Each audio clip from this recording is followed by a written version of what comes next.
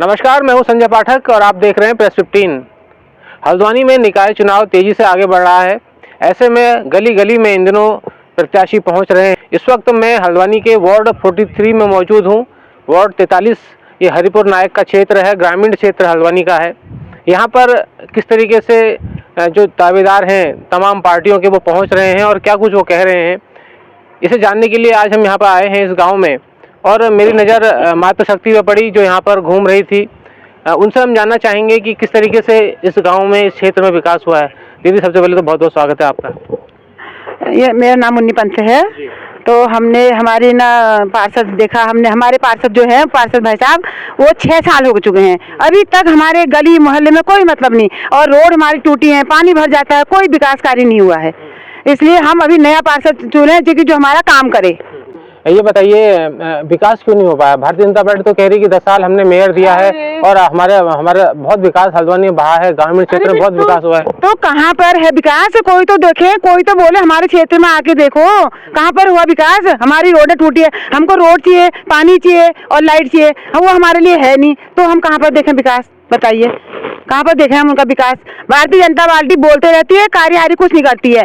और मेयर साहब हमारे घर आए, हमने उनसे बोला हमारी रोड बना दो, उन्होंने बोला हमारे पास बजट ही नहीं है। बंशीधर भगत जी के पास गए, उन्होंने वही बोला हमारे पास बजट ही नहीं है। तो हम जनता जाए कहाँ? जाए तो जाए कहाँ हम जनता? हमारे लिए कोई जगह है कहीं पे जाने की? हम किससे बात करें? अच्छा, ये बताइए, तो क्या इस बार परिवर्तन करना चाह रहे हैं आप? बिल्कुल परिवर्तन करना है हमको, बिल्कुल परिवर्तन करना है हमको।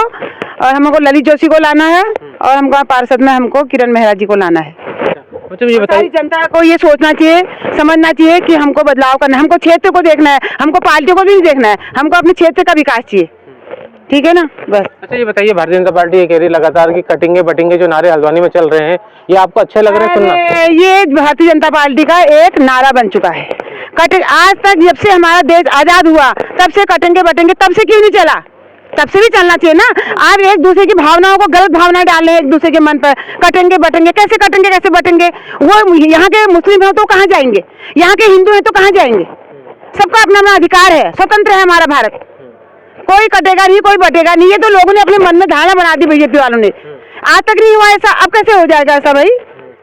अच्छा, मुझे ये बताइए, ललित जोशी की आपने जिक्र किया है, ललित जोशी का जो विजन है वो क्षेत्र साफ तौर पर है। वो कह रहे हैं कि आपके ग्रामीण क्षेत्र में एक निगम का ऑफिस खुलेगा।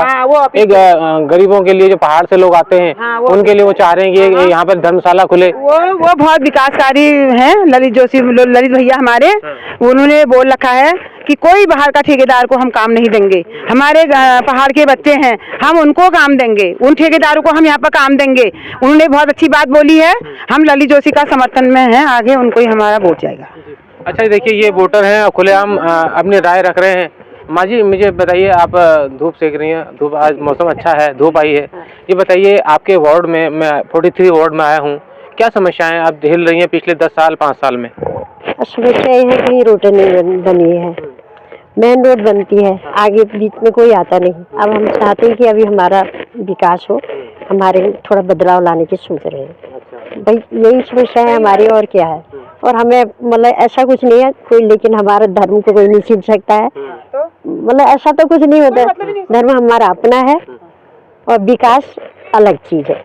हमें विकास भी चाहिए और धर्म अपना, हम अपने धर्म को अपना आप मजबूत करेंगे, बस मानेंगे। अच्छा, ये बताइए, जो लोग ये कहते हैं कि विकास हुआ है ग्रामीण क्षेत्र में, 10 साल का भारतीय जनता पार्टी की यहाँ पर सरकार थी, मेयर उसके थे, पार्षद उनके थे, ये बताइए क्या विकास हुआ है? हमने पार्षद जी को कभी नहीं देखा, मतलब हमने देखा ही नहीं। इतने साल हुए जो भी है, हमने उनको नहीं देखा। मतलब आपने 5 साल पार्षद को नहीं देखा? नहीं देखा, वो आते ही नहीं कभी। अच्छा, कभी भी नहीं आते तो कभी कुछ बोलते हैं, लेकिन हमारी जो रोड है बिल्कुल मतलब एकदम ऐसी हो रखी है, टूटी हुई है। ये बड़ी चिंताजनक विषय। देखिए, माँ जी ये कह रही है कि उन्होंने अपने पार्षद ही नहीं देखा। अब आप समझिए, पार्षद बन रहे हैं, क्षेत्र के विकास के लिए वादे कर रहे हैं, लेकिन वार्ड 43 का ये वार्ड है, माँ जी यहाँ पर कह रही हैं कि उन्होंने अपना पार्षद नहीं देखा। ऐसे में आप समझिए इस क्षेत्र में कैसे विकास होगा, ये बड़े सवाल है। दीदी, आप मेरे साथ हैं जी, ये बताइए, आप क्या नाम है आपका? मेरा नाम पुष्पा रावत है, मैं ये आरटी रोड में रहती हूँ। अच्छा, मुझे बताइए, 5 साल 10 साल आपने देखा यहाँ पर सरकार थी भारतीय जनता पार्टी की, और वहाँ पर जो है उन्होंने मेयर भी दिया था अपना। क्या विकास हुआ है आपके गाँव का? कुछ विकास नहीं हुआ आज तक, तो बिल्कुल विकास के नाम पर बिल्कुल चौपट कर दिया। पहले था पार्षद बीजेपी का था, लेकिन वो कभी देखने तक नहीं आया। वो जीत जा रहे हैं मोदी जी के चेहरे से, सीधे वो मेयर बन जा रहा है, मेयर वाला मेयर बन जा रहा है, पार्षद वाला पार्षद बन जा रहा है। इस बार हमको चेहरा देखना है और कैंडिडेट देखना है कि कैसा है।